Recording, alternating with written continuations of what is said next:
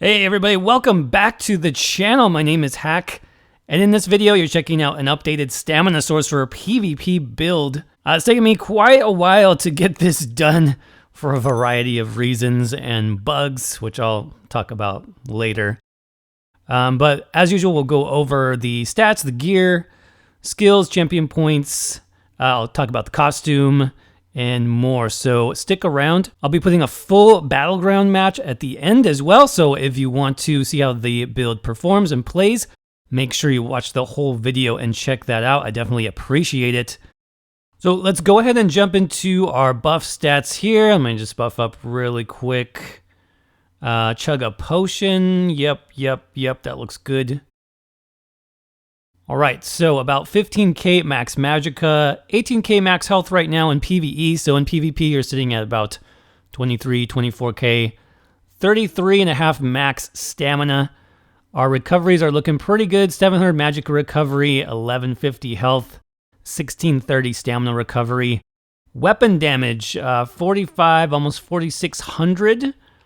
And you can get this well over 5000 with a couple different changes. For example, Berserker Glyph on our back bar, that gives us over 5,000 for sure, and then you can get even higher than that. About 55% weapon critical is really good.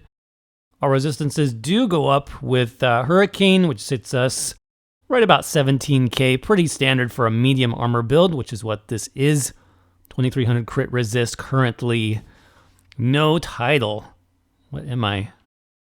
Sure, why not? This is a brand new character. I had to actually level up a different Stam Sorc because my orc passives weren't working. Oh well.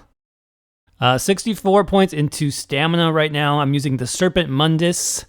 Bewitched Sugar Skulls. This is actually a pretty good new food, which came out recently with the Witches Festival. It gives you all of your max stats, so max health, max stamina, max magicka, gives you a good amount there, plus the extra health recovery. It's very easy to stack health recovery on the Stamina Sorcerer build to have very good survivability, so I definitely recommend this one. I really don't like Dubious Cameron Throne anymore because they just nerfed that so hard. It's just not worth it. The stats are so much lower, so I do like running the Sugar Skulls, and then for extra recovery, just slap on that Serpent Mundus, and it's a very good combo. That bug right now is that in no CP and Battlegrounds, none of your orc passives work. Sad face, but true. So actually a red guard is pretty good for the skills that we're using. That's because we get reduced cost of weapon abilities by 8%. This is very good for Stam Sorc. Also reducing snares is very good for PvP.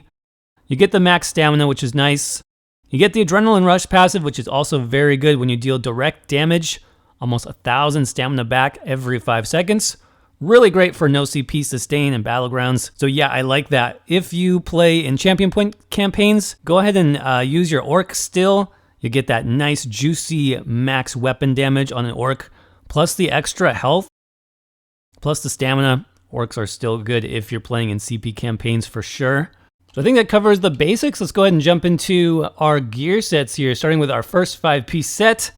Went with the New Moon Acolyte set on my Stam Sorc. This is a crafted set. It's new for the Dragonhold DLC, and it's quite strong. You have weapon crit and spell crit, weapon damage, spell damage, physical pen, spell pen, and then weapon and spell damage. So this is good both for stamina and magicka builds. Now, I really like the focus on weapon damage as well as physical penetration. With those two stats, you're looking at one of the best offensive sets in the game. Now, of course, the downside here is at the end, don't forget this is going to increase your cost by 5%. So obviously there is a little bit of a downside to running this, but I think being a Stamina Sorcerer, you mitigate a lot of those negatives. Through our Sorcerer passes, we have cost reduction already for abilities, for our ultimate. Being a red guard as well, we have cost reduction on our main spammable skills on this build. So, and then even on top of that, as a sorcerer, you have Dark Deal, right, which is a huge source of sustain. So while you do feel the cost increase, of course, I think Stamina Sorcerer is one of the classes that can really pull it off, both in CP and no CP, because you have all those bonuses. So definitely check this out. It is 9 traits to craft, so it is a little bit challenging. If you don't have this, you can go with something else like Hunding's Rage. Hunding's Rage actually gives you more stamina Pretty close weapon damage, not quite as high, and then obviously you don't have the pen, but that would be a nice backup set if you don't want to use New Moon. So currently I have this set up as a dual wield front bar. Now you can also do a two-hand front bar, pretty similar, but I do like the dual wield front bar for the extra crit. 10% extra crit from having 2 daggers here. For my dagger traits, I am using Dragonhold on the main hand. That's going to be great for just the extra weapon damage. And then Precise on the offhand. Again, Stamina Sorcerer really is dependent on crit for your healing, so I do like Precise on the Stam Sorc. You can also do Sharpen, that's another nice option. Running double damage poisons on this. I just got the free Crown Store poisons. Obviously, you can craft these just as well for that double dot damage. Very, very nice. Very easily applied by our spammable, by the way. So this is an extra great source of pressure. Now for the back bar, any old bow will do. You don't have to double bar this set. Some other really good options would be like a Potentate's bow for the extra 5% damage reduction. You could do a bow of agility for the extra max stamina. That would be really nice as well. Honestly, I think the trait here and the glyph is also up to you. I am using Infused with a Berserker enchant that's going to give me an extra 500 weapon damage every 5 seconds from a light attack. But defending is also going to be a very nice trait because this is our defensive and our healing bar. So again, pick what you prefer there. Now, why the bow? I'm picking bow for a couple reasons. One is the light attacks. Light attacks are a very easy way to proc the new bound armaments skill. And of course, you can always dodge roll on your bow bar for that nice major expedition. So that's why I prefer bow. And then you just need 3 pieces on the body. So I believe I have waist, hands, and feet. You're going to want medium armor on those, all impenetrable as your trait, all max stamina enchants. Moving on to our second 5-piece set, I'm going full on damage, you guys. So of course I have to run Spriggans for my other 5-piece set. This gives us a little bit of stamina. We get more weapon damage, and of course that max physical penetration. So Spriggans continues to be one of the best damage dealing sets around, especially in PvP. That extra bonus penetration is really going to maximize your damage across the board. So I do still recommend this set, and I'm running 2 pieces on the body, 3 pieces of jewelry. For my chest piece, also medium armor. I have an infused trait here. Infused is not bad, especially on the red guard. You can get a bit of extra stats here. So I actually have an infused chest, giving me over 1k max stamina, and I have an infused leg piece giving me 1.1k health.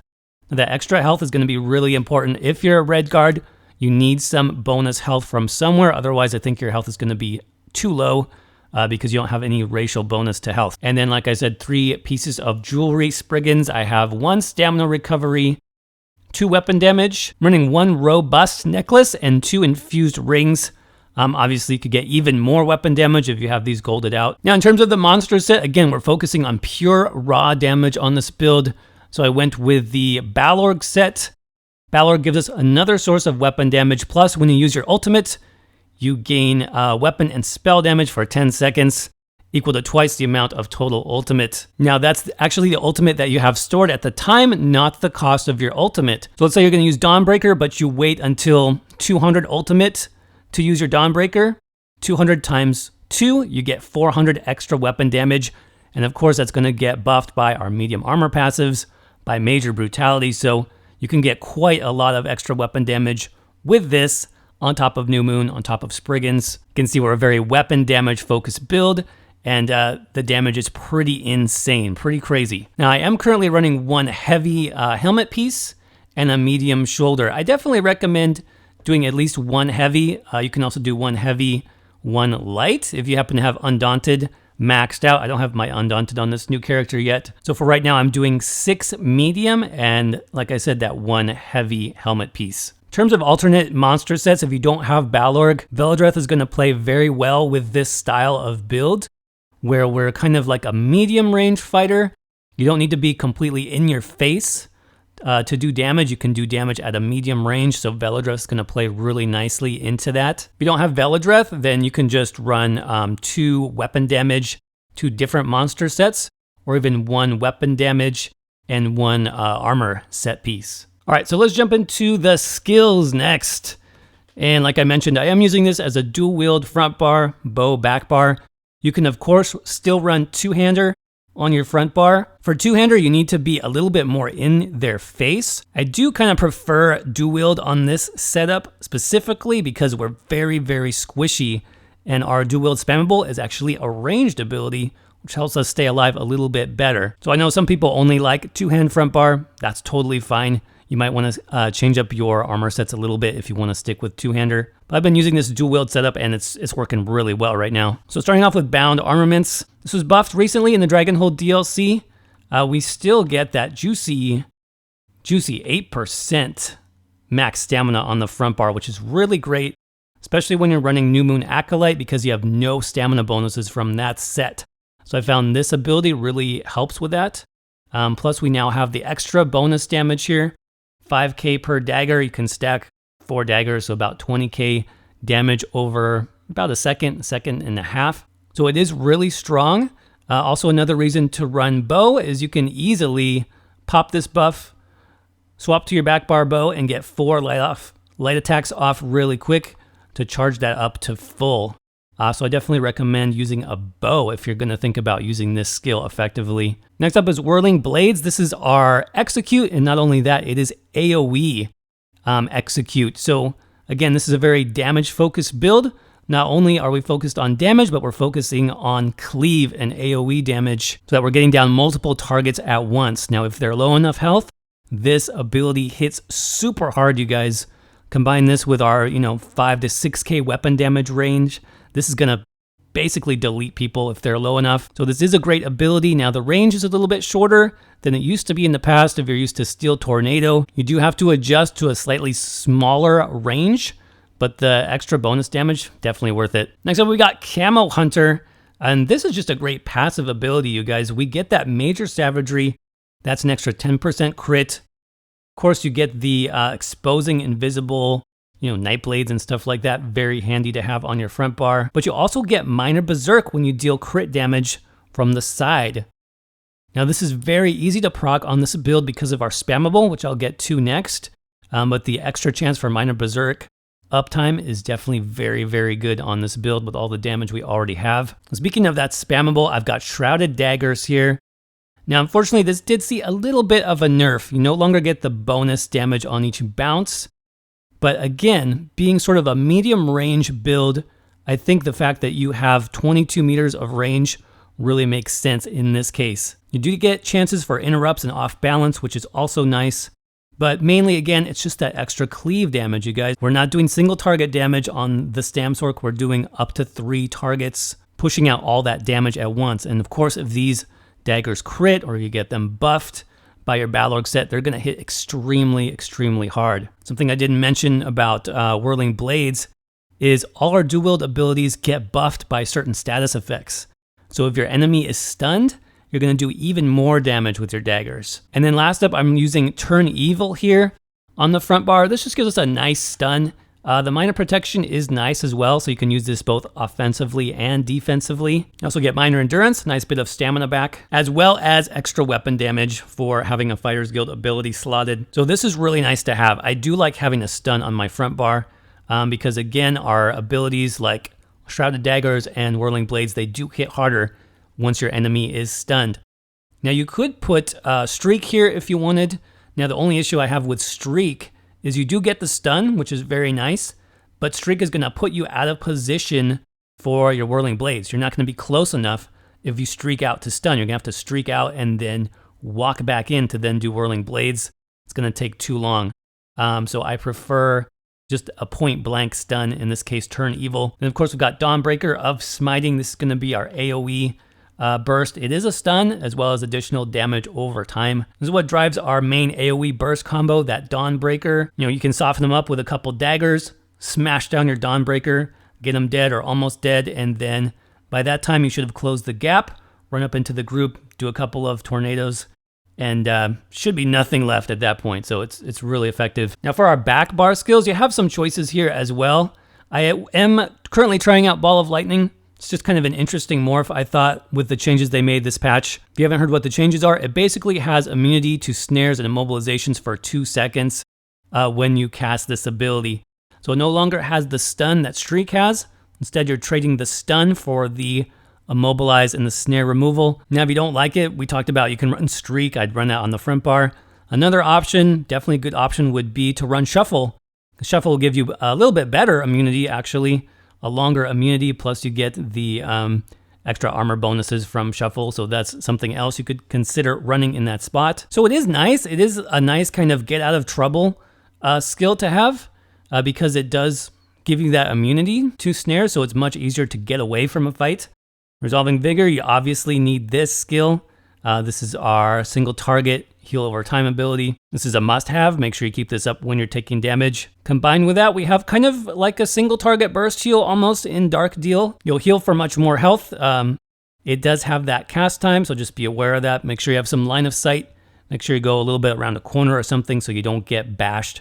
But then, of course, we get the stamina back instantly plus stamina over time. So in terms of sustain on this build, we're actually not running any sustain sets at all. We only have one piece of recovery jewelry. So Dark Deal is essential, you guys. You definitely need Dark Deal if you're building this much damage into your Stamina Sorcerer. I think, the fact that I'm running Tri-Stat Food is very good also because I can do more Dark Deals with that. Get my stamina all the way back up from 0, basically to full. I can then pop a Tripod, get all my Magicka back, Dark Deal again. So it's very easy to sustain on this build. Then last, we just have our 2 buffs here. Crit Surge gives us that major brutality. Plus we get that nice heal every time we do crit damage, every 1 second that can happen. Plus, of course, Hurricane. This is our major armor buff. Plus our movement speed, plus a nice little AoE dot effect. And then summon Storm Atronach on the back bar. This is really nice for kiting if you're by yourself. You can just put your Atronach down on the ground and kind of go around it. It'll give you some cover. Also, you get some really good passives for having this ultimate slotted. We'll talk about the passives in a minute. Obviously, you can do other things here. Psijic Order Undo would be another one which you could put here for the minor protection, for example, since this is basically your healing bar. So, speaking of passives, let's go ahead and jump into those. Now, fortunately, or maybe unfortunately, Stamina Sorcerer really doesn't get a lot of usage out of the Sorcerer passives. Now, if you're leveling up a brand new character like I was, that's not terrible because you save a lot of skill points. But I do hope in the future, with some updates, maybe some of these will be more useful for stamina builds. But you can definitely save a lot of points here. So, for example, in Dark Magic, all I'm using is Unholy Knowledge, really. This gives us some very nice cost reduction. It's going to offset the cost increase of New Moon. But really this other stuff, Blood Magic, Persistence, you can kind of use, but we're really not blocking too much on a medium armor build. Exploitation, we're not using this all when we're a solo. So yeah, I just skipped over those and I'm just using 2 points here. Daedric Summoning, almost the same thing here. Rebate, I'm not really going to use that. Power Stone, definitely. This is one of the best passives you can get. It's going to reduce that Dawnbreaker smiting, make it very cheap. So definitely put 2 points into Power Stone. And then Daedric Protection is an excellent passive for Stamina Sorcerer because you get 20% bonus health recovery and stamina recovery for having one of those abilities slotted. So, front bar we've got Bound Armor, and then back bar, that's why we've got the Atronach. Because I really want that health recovery and the stamina recovery active on both bars. Stormcalling, now these are pretty good for both stamina and magicka. Capacitor gives you magicka recovery, which you do need. Energize gives you that bonus physical damage. Amplitude gives you more damage the higher health your enemy is, which is nice. And then Expert Mage, you get more weapon and spell damage. Under weapon skills, obviously you want everything in dual wield, everything in bow. Now let's break these down because there's a lot of hidden bonuses here in the dual wield skill line. Talked about this a little bit. There is a built-in execute with dual wield, which is a very nice thing to have. So you increase your damage by 20% against enemies when they're under 25% health. So not only is that going to work on our Steel Tornado, our Whirling Blades, but it's also going to work on Shrouded Daggers. Dual Wield Expert gives you extra weapon damage on that offhand weapon. Controlled Fury, very good. You want to reduce your cost always. Ruffian. This is what we talked about when you combine this with your stun on your front bar. With Turn Evil, you get 15% bonus damage while that enemy is stunned. So I forgot to mention that, but actually if you hit somebody with a Dawnbreaker, it gives them that stun. Your next dual wield ability is going to have that 15% damage bonus because the enemy is stunned. And then Twin Blade and Blunt. Since we're not really focused on single target, we're focused more on AoE damage. I do like the daggers here. You're getting 5% crit chance bonus per dagger, so 10% extra there. Bow, in this case, I'm using it more just to proc my Berserker Glyph, plus I'm using it to stack my bound armor. So technically you don't need a lot of these, but if you decide to run Poison Injection, for example, a Master's Bow, or just to put on more single target pressure, then definitely pick up your bow passives. Medium and heavy armor are very helpful to have. And then in Fighter's Guild, let's talk about these. So Intimidating Presence, you are going to want this, not for NPC conversations, but for stamina cost reduction, because that Turn Evil is costly. That Fear ability does cost a lot of stamina, so make sure you grab this. As well as Slayer, you can see I'm getting 9% bonus weapon damage on my front bar, which is very, very strong. That's for having 3 Fighters Guild abilities slotted. Banish the Wicked is always good. You get that 9 ultimate. And then Skill Tracker gives you extra damage on your Dawnbreaker if they are a werewolf or undead. Undaunted, if you have this, definitely max that out. As well as Assault, this is a new build, so I'm not there yet, but Combat Frenzy, one of the best ultimates in the game. If you get this and you get, stack up those kills, you'll get more ultimate each time. Always get your racial skills and then medicinal use from the alchemy skill line. You always want that. Let's check out those champion points really quick, and then we'll go over the costume. 37 Warlord, 25 Sprinter, 43 into Tenacity. Now remember, you can do a heavy attack off your bow bar at max range. That way you stay out of pressure and you get that sustain back. 37 Healthy. We are stacking quite a bit of health recovery, so this helps a lot with survivability. 19 into Arcanist, 64 Mooncalf, 18 into Shadow Ward, and 26 into Tumbling. The Blue Tree got 19 Blessed, 72 Master at Arms, 8 Physical Weapon Expert, 75 into Mighty, 59 into Piercing, 37 into Precise Strikes, 0 into Thaumaturge right now. That's because really I just have Dawnbreaker. If you decide to use Poison Injection on the back bar, then you can definitely put more points into Thaumaturge. Maybe take a little bit out of Master Arms to do that. But right now I'm purely focused on instant damage, not damage over time. 51 Ironclad, 54 Resistant, 49 into Hardy and Elemental Defender, 44 Thick-Skinned, and 23 into Quick Recovery. Now, in terms of our costume here, no people are going to ask about this. I can already sense it. So, I think it's my last one. Treasure Hunter. This is a Crown Store costume, but it is pretty cool. I really like the look on the Stamina Sorcerer. It just seems to fit. Even that helmet is cool. Kind of like a Mandalorian look going on here. I definitely like it. So that's the costume, that's the build. We'll jump into that battleground match next so you can see how the build plays. And if you have any questions, let me know in the comments below. As always, thank you guys so much for watching and supporting the channel. Don't forget to crush that like button, it really does help. Make sure you're subscribed for future ESO content. And make sure you guys stick around all the way to the end of the video because it's a pretty fun match. Thanks again everybody, and I'll see you around in the next video.